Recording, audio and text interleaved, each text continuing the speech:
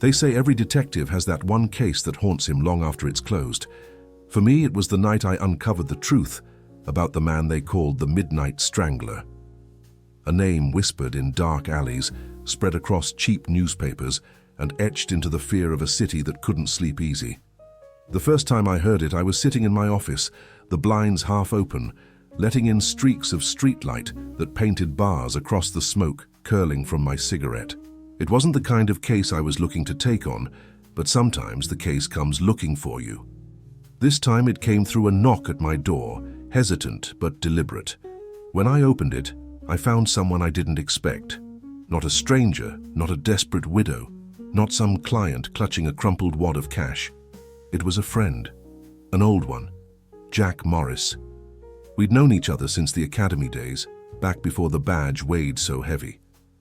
He didn't come often, and when he did, it was never for small talk. His face told me the story before his lips moved. He was worried, afraid even, and Jack wasn't the type to scare easy. "Logan," he said, his voice low, "I need your help. Off the books."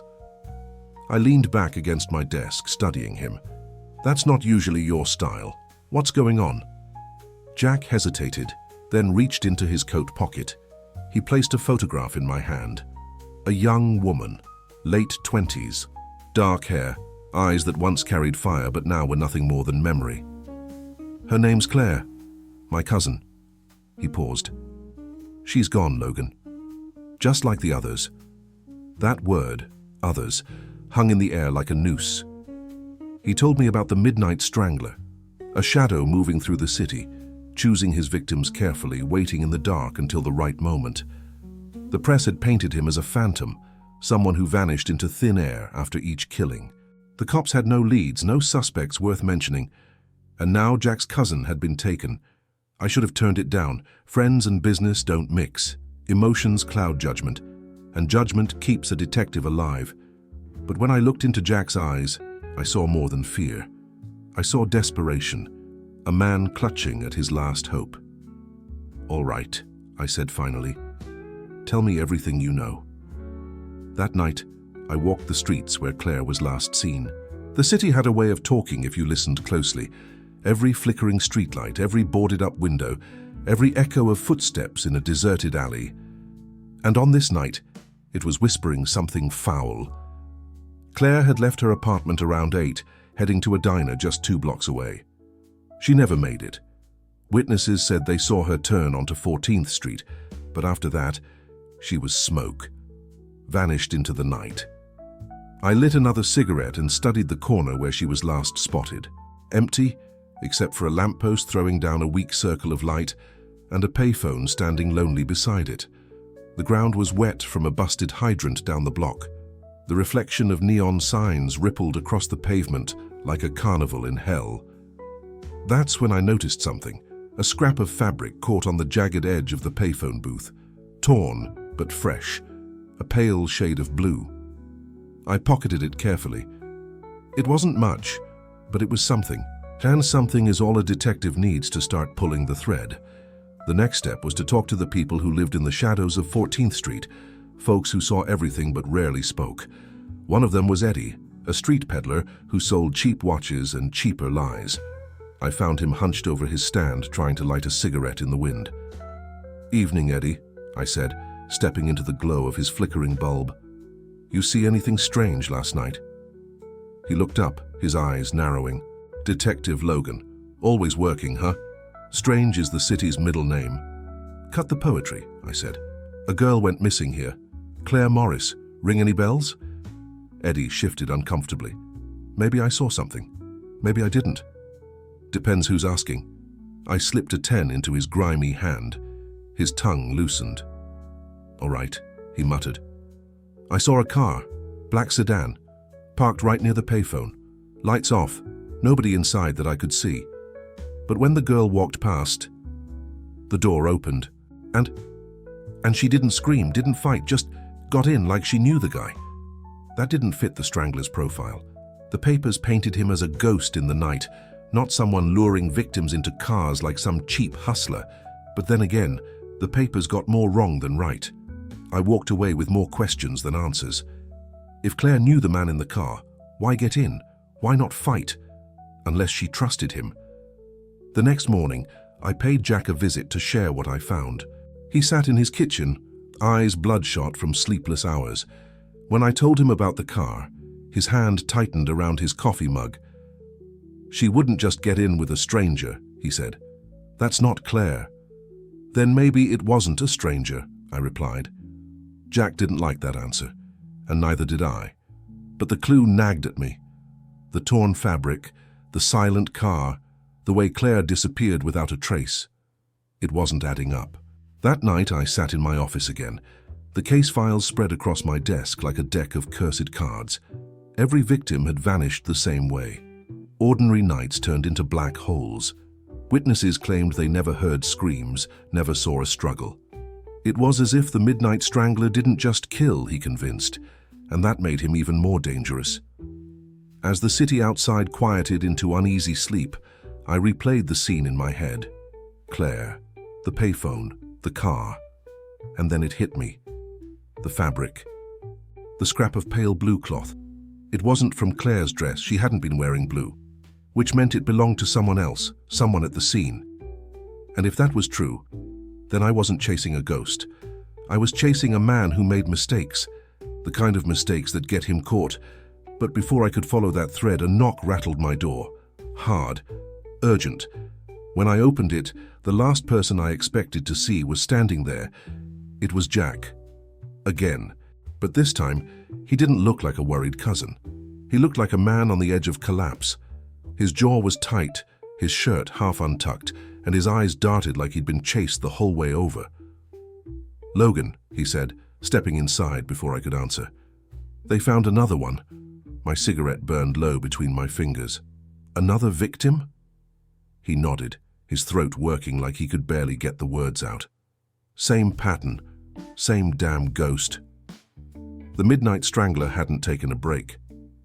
He was escalating. I grabbed my coat and together we drove across town, the city rushing past like a blur of neon and smoke. Jack didn't say a word the whole way, and I didn't press him. He'd talk when he was ready, or maybe he was afraid of what he might say if he opened his mouth.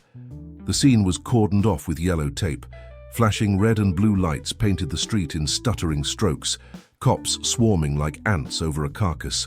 The body had already been taken away, but the echo of it still lingered. Chalk outlines, shell-shocked witnesses, the metallic tang of fear in the air. I slipped under the tape, ignoring the looks from uniforms who knew better than to stop me. A detective earns that kind of silent respect after enough years chasing the things that keep others awake at night. The victim was a young woman, mid-20s, same type as the others.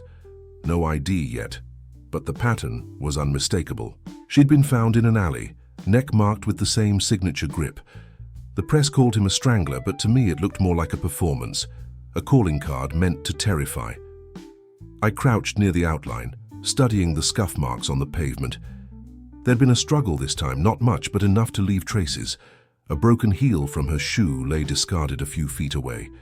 A smear of something dark on the wall. Not blood. Grease, maybe. From a car door. And then, just like Claire, there were no witnesses who claimed to see the man's face. Only a shadow. I lit another cigarette, inhaling slow. Shadows don't drive black sedans. Shadows don't leave fabric behind. No. This wasn't a phantom. This was a man. Flesh and bone. Clever, but not perfect. Back at my office, I laid everything out again. Victims who didn't scream, disappearances without struggle, a predator who waited in the dark until trust took the place of fear, which meant he wasn't a stranger at all. The next day I started knocking on doors, friends, co-workers, neighbors of the victims. The city may be vast, but connections always ran deeper than they appeared. And if the Midnight Strangler had found a way in, it was through familiarity. That's how I met Henry Walters. He lived in the same building as Claire, middle-aged, soft around the edges, with the kind of smile that didn't reach his eyes. He said he'd known Claire in passing. Said she was polite but private. He said a lot of things all too quickly. When I asked where he was the night she vanished, he hesitated just a shade too long. "At work," he muttered. Night shift. "Mind if I call your boss?" I asked. That cracked his composure. He laughed nervously, shaking his head. "No need for that, detective. I'm just a neighbor. I barely knew the girl." Barely knew the girl. Funny, that was the same phrase another neighbor used about one of the other victims. Different case, different part of the city, but the words matched like puzzle pieces. I left Henry's apartment with my instincts humming like a live wire. He was hiding something, but was it enough to tie him to Claire or the others? Later that evening, I went back to 14th Street, retracing Claire's steps again. That's when I saw it. The same black sedan Eddie had mentioned. Parked halfway down the block, engine off, windows tinted. I approached slow, one hand on the revolver under my coat. The door was locked. The interior was clean, too clean. No receipts, no cigarette butts, no signs of life. Except for one thing, stuffed between the seat and console was another scrap of fabric. This time, it was dark red. 2 pieces of cloth, 2 mistakes. Both left behind at scenes tied to the strangler. But here's the catch. Fabric doesn't just appear. It comes from someone's clothes, someone who's always there. I pocketed the evidence, but my gut twisted. Whoever this man was, he was careful. He was watching me just as much as I was watching him. The next morning, I paid another visit to Jack. He looked worse than before, like sleep hadn't touched him in days. I showed him the fabric, told him about the sedan. His reaction wasn't what I expected. Instead of anger or relief, his face went pale. "Logan, you're getting too close, be careful." The warning sat heavy between us. I'd known Jack for years. He wasn't the type to spook easy. If he was warning me, it meant something. Something he wasn't saying. That night I couldn't shake it. The words, the fabric, the car. The pieces refused to stay scattered. They wanted to line up. But as I sat in my office, staring at the scraps of cloth on my desk, I heard something outside. A faint click. A shadow moving past the frosted glass of my door. I reached for my revolver, and then silence. Whoever it was, they were gone before I could catch them, but they'd left me a gift. Slipped under my door was an envelope. No name, no return address. Inside was a single Polaroid. Claire, alive. Eyes wide, mouth gagged. The Midnight Strangler was playing with me. And now it wasn't just about catching him, it was about saving her before the city turned her into another ghost. But the question that burned in my mind, hotter than the cigarette between my fingers, was this: how the hell did he know where to find me? The photograph sat on my desk like a taunt. Claire's eyes staring back at me, wide with terror. Gag muffling her voice, hands bound in the shadows. The Midnight Strangler wasn't just some phantom picking victims at random anymore. He knew my name, my office, my moves. He'd brought me into his game, and the stakes were higher than ever. As a detective, I'd been threatened before. I'd had knives pulled on me, guns pointed at me, even been trailed home by men who thought the dark would swallow me whole. But this felt different. This wasn't just intimidation, it was an invitation. The bastard wanted me close. I took the photo straight to Jack. He didn't take it well. His hands shook as he stared at it, his jaw tight. "She's alive," he whispered, almost like a prayer. "Yeah," I said, "but for how long?" Jack slammed his fist on the table. "You have to find her, Logan. Promise me you'll find her." I promised. But promises are cheap in this city. What mattered was following the trail before it went cold. I spread everything out again, forcing the chaos into order. Scraps of fabric, witness statements, the black sedan, the victims who never screamed, and now the Polaroid. Something clicked. The victims didn't resist, not because they were weak, but because they knew the man who took them, trusted him, and Claire, Jack's cousin, she hadn't fought back either, which meant whoever the Strangler was, he was someone within reach, someone familiar, someone hiding in plain sight. I thought of Henry Walters, the too slick neighbor with the nervous smile. I thought of Eddie the peddler, who always seemed to know a little too much. I even thought of Jack, though I hated myself for it. He'd come to me desperate, broken. But desperation sometimes wears a mask. I needed proof, and I wasn't going to get it staring at the walls of my office. So I set a trap. That night, I parked across from 14th Street in my own car, lights off, cigarette glowing faintly in the dark. I waited, Hours passed. The city lived and died around me. Drunks stumbling home, cabs ferrying the restless, rats darting from garbage cans. And then I saw it. The black sedan, sliding down the street like a shark through murky water. It stopped near the payphone again, like muscle memory. I got out slow, staying in the shadows, hand on my revolver. The driver's door opened. A man stepped out, tall, broad-shouldered, moving with confidence. He didn't look like a phantom now. He looked real, flesh and bone. I couldn't see his face under the street lamp, but I caught a glimpse of his coat as he adjusted it.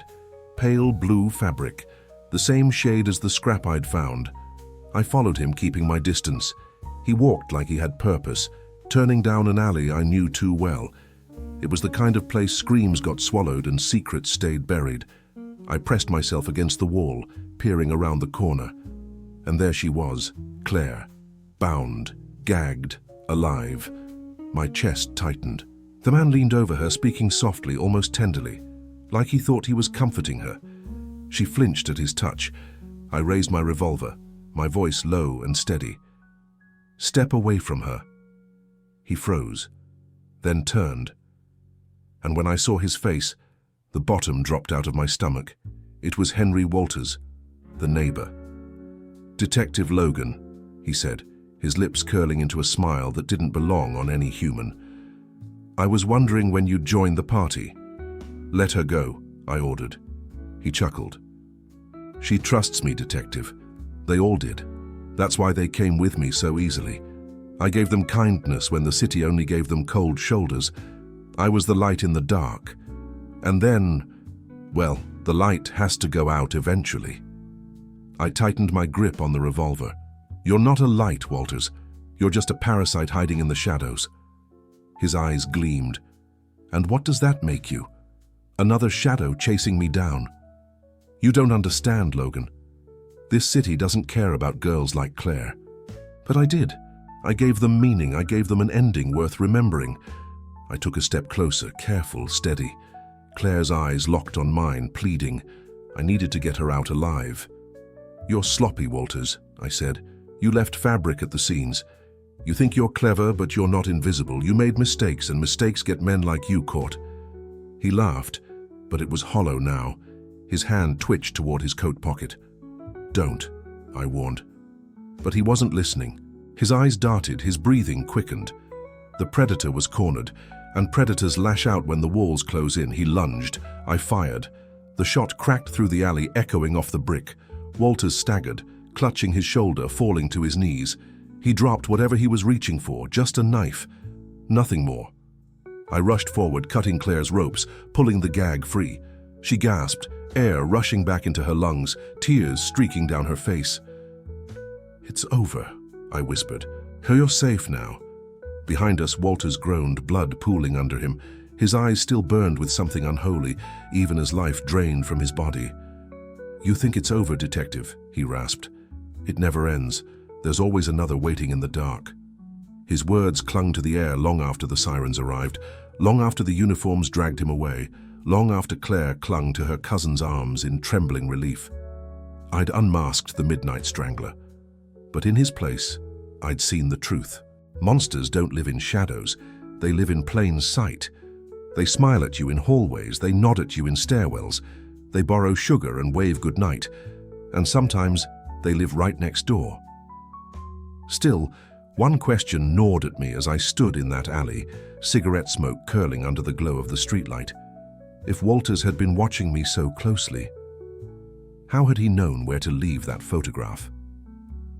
The night Walters was taken in, the whole city seemed to breathe again. Headlines splashed his name across every front page, the Midnight Strangler caught. The press turned him into a villainous celebrity overnight. But for me, it wasn't a triumph worth celebrating. It felt more like pulling a splinter from infected skin, necessary but painful all the same. Claire was safe, and that was what mattered most. She stayed quiet through the aftermath, speaking only to Jack in hushed tones. Trauma like that doesn't just wash off. It lingers. It settles deep, where no detective's notebook or courtroom can ever touch it. I knew she'd carry it for the rest of her life. Walters confessed under pressure, though confession isn't the right word. He reveled in it. He talked about the girls as if they were characters in his own twisted story. Each one special, each one chosen. He thought himself a puppeteer, pulling strings in the dark. But to me, he was just another coward who used charm as bait and shadows as his cover. Still, there was one detail that wouldn't let me sleep easy. Walters admitted to watching the victims for weeks before taking them. He studied their routines, slipped into their trust like smoke through a keyhole. That part lined up. But when I asked about the photograph, the one he slipped under my office door, he smiled with red-stained teeth and shook his head. "That wasn't me, detective," he whispered. "But it's nice to know someone else is paying attention." That line hit me harder than the bullet I'd put in his shoulder. If Walters didn't leave that photo, then who did? And why? I didn't share that part with Jack. He'd been through enough. Claire was alive. Walters was behind bars, and the city needed the story to be over. The Midnight Strangler was no more, case closed, but cases like that never really close. They leave stains. They linger. A week later, I visited the alley where it all ended. The chalk lines were washed away by rain, the scent of blood replaced by damp brick and rotting trash. The world had moved on, but I hadn't. I stood there with a cigarette, letting the smoke drift upward, and thought about Walter's last words. He was right about one thing. The city breeds men like him. It feeds them with loneliness, neglect, and shadows deep enough to hide whole lives. You catch one, another crawls up from the cracks. The faces change, the methods shift, but the sickness stays the same. That's the curse of being a detective in a city like this. You don't fight a single enemy. You fight the endless tide. When I left the alley, I didn't feel victorious. I felt tired. But tired men don't stop. Not when they've seen what I've seen. Back at my office, I poured a drink and stared at the Polaroid again. Claire, bound and gagged. Walters swore it wasn't him. And the more I studied it, the more I believed him. His pattern was precision, ritual. He never left souvenirs, never risked exposure like this. The photo felt like someone else's work, someone who wanted me on edge, distracted. Maybe it was another predator testing the waters, maybe just a sick prank. Or maybe the city itself reminding me that peace is always temporary. I tucked the photo into a drawer, not the case file. I didn't want it becoming evidence for the archives. No, this one was personal. A reminder that shadows have layers, and even when you peel one away, another waits beneath. Jack came by the next day. He looked better, relieved, though still worn. He thanked me more than once, but I brushed it off. Gratitude never sits right with me. I don't do this work for thanks. I do it because if I don't, who will? Before he left, he asked me a question I couldn't answer. "Logan, why? Why would a man like Walters do this? To his neighbors, to strangers who never wronged him?" I lit a cigarette, watching the smoke curl. "Because the city's full of cracks, Jack, and some men slip through them. They wear masks, smiles, handshakes, polite words, but underneath they're hollow. They fill that emptiness with power, control, whatever they can take. Walters wasn't special. He was just the kind of monster we like to pretend doesn't live next door." Jack nodded, though I could tell he didn't find comfort in the answer. There isn't any comfort in the truth, just acceptance. After he left, I sat in silence, listening to the hum of the neon outside, the faint traffic below, the city's restless heartbeat. Another case closed, another monster unmasked. But in the quiet, I couldn't shake Walter's warning. It never ends. He was right. Tomorrow, next week, next year, another knock will come at my door. Another file will land on my desk. Another set of eyes will stare out from a photograph begging for help. And I'll take it, because that's what detectives do. We chase the shadows so others don't have to, even when the shadows never really end. I poured myself another drink, leaned back in my chair and let the city whisper through the blinds. Somewhere out there, in some forgotten alley or flickering diner booth, the next story was already waiting, and when it found me, I'd be ready. Because the Midnight Strangler may be gone, but the night never runs out of strangers. So if you want to hear about the next case that nearly swallowed me whole, stick around. There are plenty more stories in the Noir Detective Diary, and believe me, the next one cuts even deeper.